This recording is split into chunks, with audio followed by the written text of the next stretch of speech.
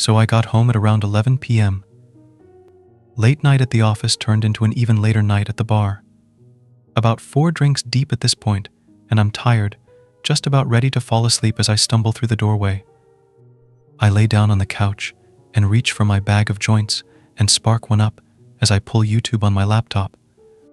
I'm in the middle of watching some luxury cruise tour, close passing out when I hear the front door open.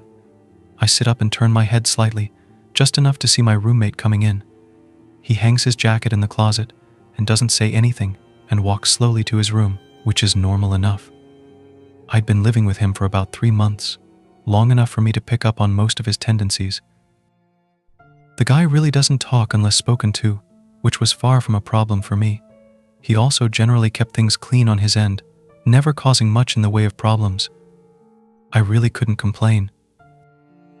So I go back to watching YouTube, and about 5 minutes later I hear the shower in his room turning on. Once again, nothing strange. At this point, I'm watching bare knuckle boxing highlights with my eyes half open, maybe 1 or 2 minutes away from passing out. I remembering waking up in darkness, my head hurting, my throat dry as hell. I sat up slowly, waiting for the grogginess to settle into something manageable. Once it did, I grabbed my phone, checked the time. Around 3:30 a.m. from what I remember. I was starving, and so I got up, began walking towards the fridge, and then I noticed it. A soft but ever-present noise in the background. It took me a few seconds to really recognize what it was. The shower. Suddenly the events of last night began replaying in my head. Drinking at the bar, Ubering home, laptop, couch. My roommate coming home. The shower turning on. I stood there for a while, trying to make sense of it. Maybe he went to bed and forgot to turn it off? I shook my head. There's no way that happened, I thought. Maybe he slipped and fell? Realizing the implications of this, I rushed towards his room but found his bathroom door locked. I began pounding on it. "Hey man, you all right?" No response. I considered kicking the door down, but decided to call 911 before I did that. I took my phone out, preparing to dial when I noticed that I had an unread text. One from my roommate. "Hey man, I couldn't sleep so I went over to my girlfriend's place. Not sure when I'll be back. Sent 2 hours ago." I look at the bathroom door, then back down at my phone. Everything about this was wrong. First of all, my roommate barely texts me, and certainly never to tell me that he's going out. Second of all, I know for a fact that he's single and has been for a while. And third of all, who the fuck was in the shower then? I tried calling him. No answer. Sent him some texts, but no response. I walked over to his desk and saw that his keys and wallet were still beside his laptop. My head's starting to spin at this point, and I get out of there. I'm pacing around in a circle, trying to follow the plot, while also trying to ignore the shower, a noise that I never could have imagined being so dreadful in any context.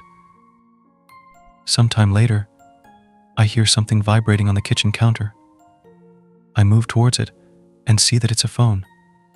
My roommate's phone. The panic begins setting in, and immediately I grab my keys and run out of the apartment. I make my way down the hall and take the stairs down to the lobby, but even that doesn't seem far enough away, and so I make my way over to the McDonald's across the street. I sit there for a while, considering calling the cops, but for some reason feeling too nervous to do so.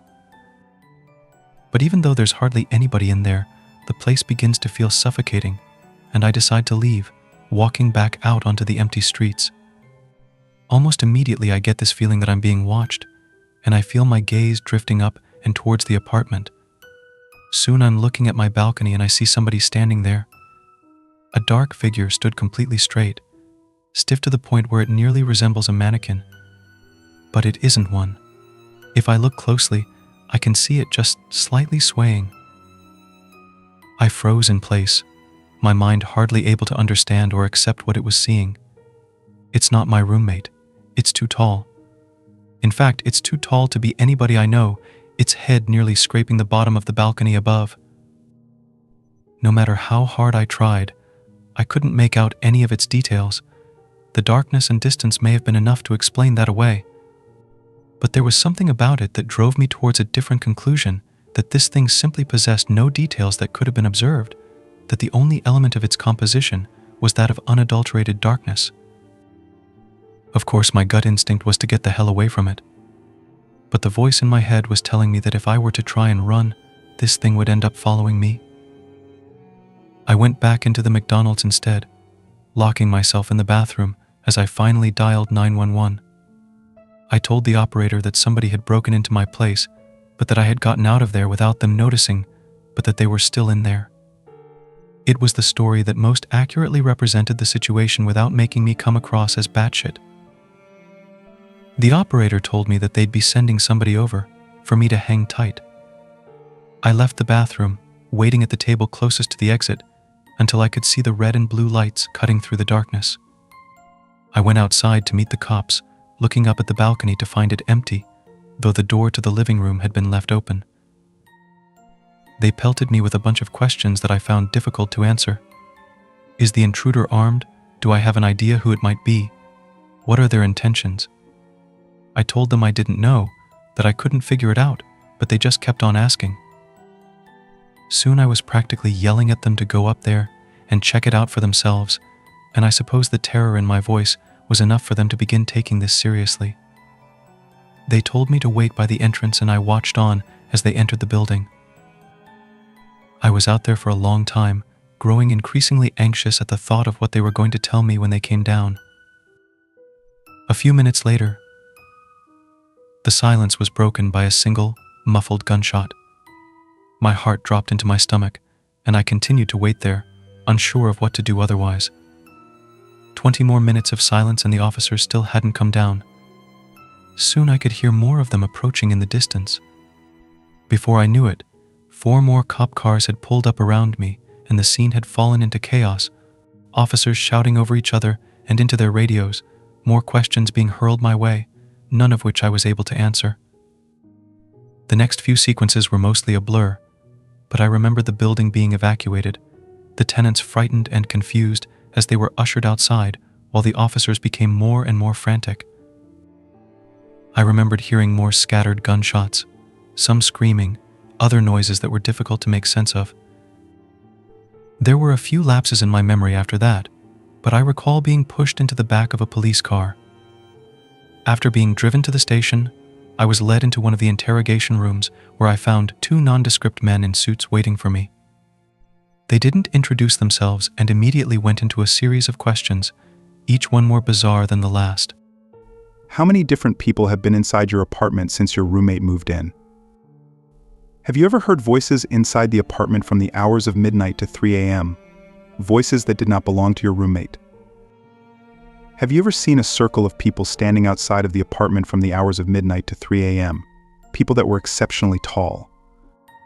And the most unsettling ones they asked me were these. Have you ever seen somebody standing at the foot of your bed upon waking up between the hours of midnight to 3 a.m., only for them to disappear moments later? If so, do you remember what they looked like? Any distinct features? As they continued probing me, my mind began conjuring up some of the strange shit that had happened after my roommate had moved in, shit that I had written off as figments of my imagination, simply because I had no other explanation for them. I did hear the voices, always coming from the room next to mine where my roommate slept.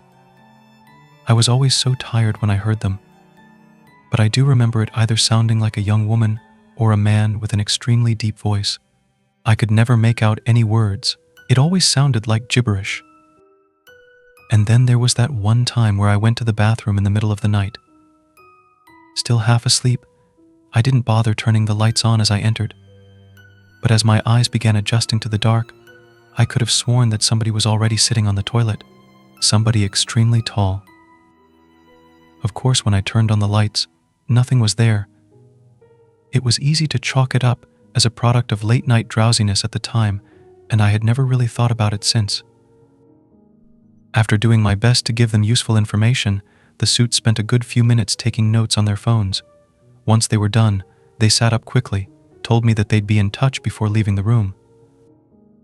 A cop came in a few minutes later, and told me that since I couldn't return to the apartment, they would set me up in a nearby hotel until they were able to get the situation under control, and that I should stay put until they gave me a call. What the hell happened? I asked him. What did you guys find up there?